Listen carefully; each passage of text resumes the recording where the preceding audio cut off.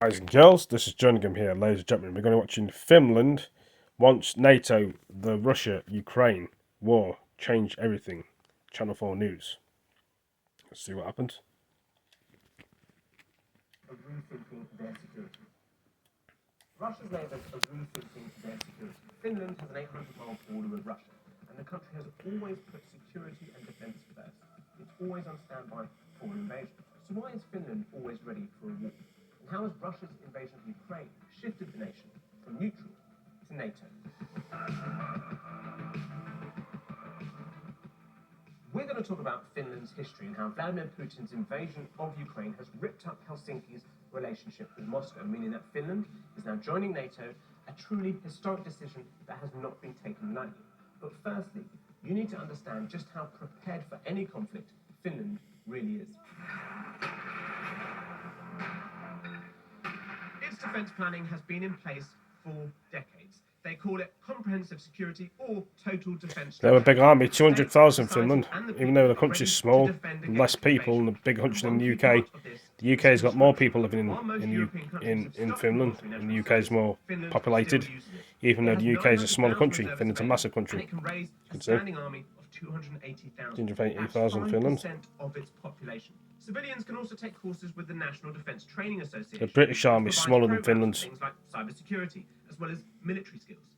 Following the invasion of Ukraine, applications for courses with them went up tenfold, with the two most popular being shooting range training and anti-tank courses. And it's not just the people who are ready and prepared. Finland's infrastructure is built for defence and conflict.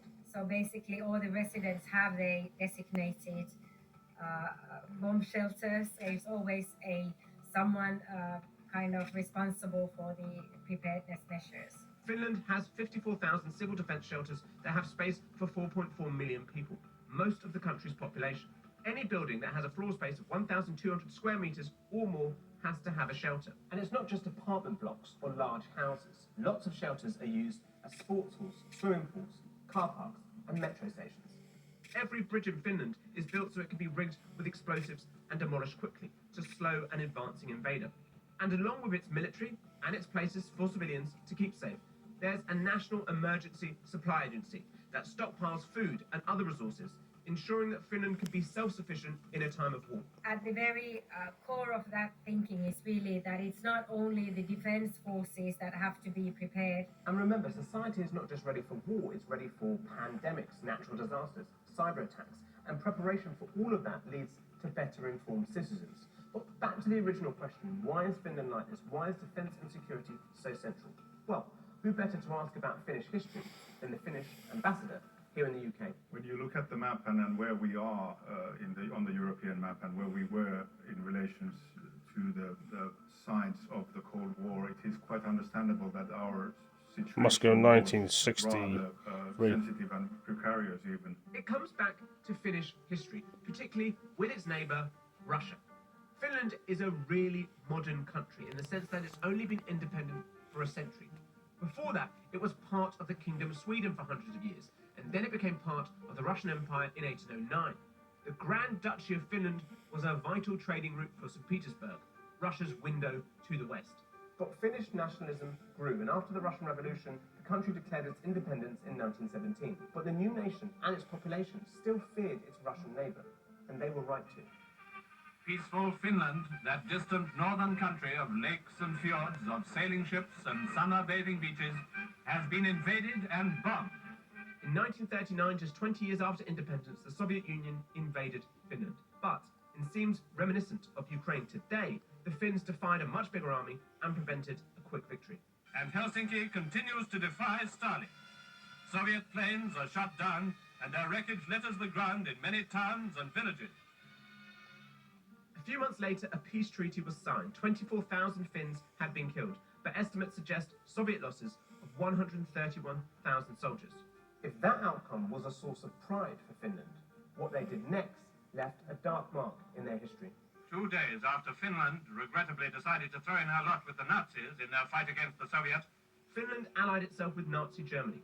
When Hitler invaded the Soviet Union in 1941, the government allowed the Germans to station themselves in their country. Finland managed to maintain its sovereignty despite the war, but it came at a cost, losing land to the Soviets and having to work with the Nazis.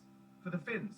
They remember that when the Soviets first invaded, they asked the Western powers for help and aid, but none came. The Winter War really reminded of the situation in Ukraine in many ways. There was a media reporting on the courageous fight of a small Finnish nation at the You can time. see the old footage of The Finns Finns continue history. to defend their country against the Russian aggressor with the war. greatest valor and tenacity. But nevertheless, in the end, apart from 1940s. humanitarian aid, there wasn't really that much anything. Or We 40. were prepared, but perhaps not prepared enough. And that is why it left a very deep mark in the national psyche. Having to fight on our own against Russia is a bit of a trauma. But on the other hand, I would say that Finland is a very pragmatic nation. And Finland showed that pragmatism during the Cold War. Trapped between nuclear superpowers of the East and West, it adopted something called Finlandization, effectively remaining neutral. It signed a pact with the Soviet Union in 1948 that protected Helsinki from invasion, and in return, Finland would not join NATO. There was always a sense that you really had to manage the relationship with Russia very carefully. Where Finland used to strive for neutrality during the Cold War, in the last 30 years it has aligned itself more and more with the West. After the Soviet Union collapsed in the early 1990s, Finland joined the EU in 1995. We don't use the term neutral anymore when it comes to our security choices, because when Finland joined the EU, we are not neutral anymore. But Finland had never considered joining NATO because it was seen as too antagonistic towards its biggest neighbour. But with Russia's invasion of Ukraine, there's been a clear shift in the mood. In February, only 28% of Finland supported joining NATO. Fast forward 3 months, and over 7 out of 10 people wanted the country to be part of the alliance. NATO has always offered Finland an open door to join in the alliance, and Prime Minister Sanna Marin has consistently said that Russia's aggression has changed everything. People's mindsets in Finland, also in Sweden, changed and shifted very dramatically because of Russia's actions. A report by Marin's government says that being a NATO member would improve Finland's defensive capability. While there are risks, Moscow has said it will retaliate if the country joins NATO. The report doesn't go as far as saying there would be military action against Finland if it joined the alliance, but warns of increased tensions with Putin's Russia. And so Finland very much wants their joining of NATO to be seen as something that's mainly defensive rather than provocative. We are very concerned about the security situation in Europe and the war in Ukraine. We are certainly prepared and not surprised if some difficult action from Russia will take place during the next month. The mood in Finland is that the invasion of Ukraine has definitely shifted events. And Russia's threats of using nuclear weapons Finland can't really defend against, have strengthened the calls for NATO membership. But joining NATO doesn't mean that Finland will replace its total defence strategy. This is a nation roughly the size of Germany, but with 70 million fewer people. It has always felt a need to protect its territory from far more powerful neighbours. It's part of the national identity. And while NATO membership would make Finland more secure, its total defence policy means the country has always been ready for war and backed itself to win. Well, guys and girls and ladies and gentlemen, hope you all enjoyed that. Give it a like, give it a comment, share it with your friends, and I will see you in the next one. Thank you for joining me. Peace, and I'll be back again soon. Take it easy. See you later.